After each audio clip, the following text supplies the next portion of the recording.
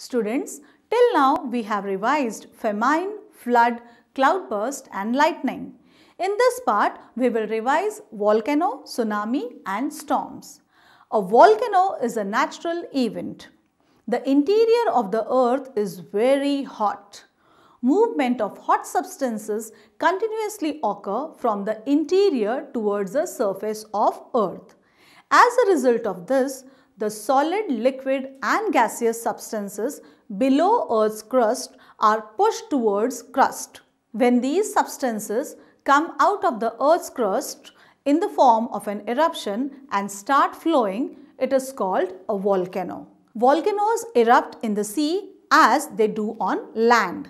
Some islands are created due to the eruption of volcano in the sea.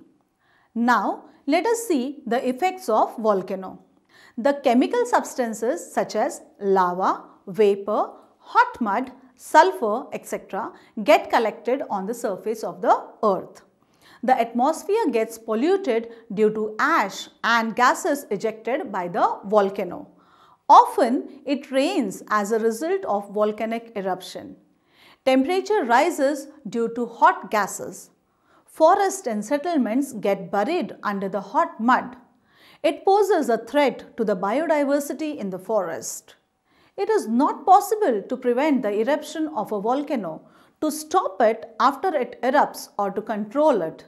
However, by means of science and technology, it is possible to predict an eruption and to take immediate steps for disaster management. Now, let us see the next disaster, that is tsunami. The wave generated by an earthquake or volcano on the ocean floor is called a tsunami.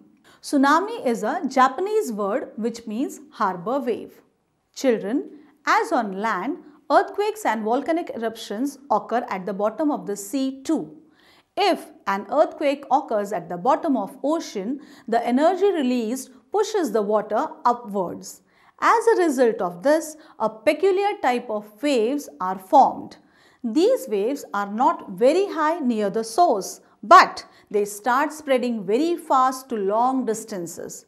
The velocity of these waves is 800 to 900 km per hour. When they reach the coastal area, their velocity is reduced, but their height is found to have increased tremendously, even about 100 feet.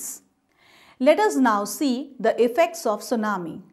There is a large-scale loss of life and financial loss due to tsunami. Buildings and other construction are destroyed. Boats and ships near the coast get damaged. Animals, birds, trees and even cities near the coast get damaged. Trees get uprooted.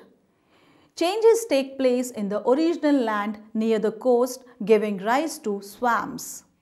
The business or industry related to the sea are adversely affected and normal day-to-day life is disrupted.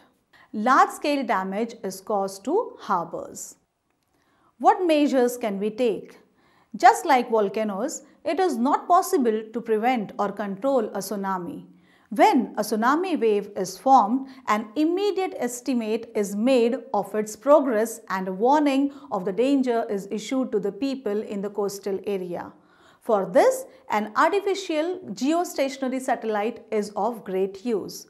You have already learnt about formation of storms. Most of the storms hit the coastal area.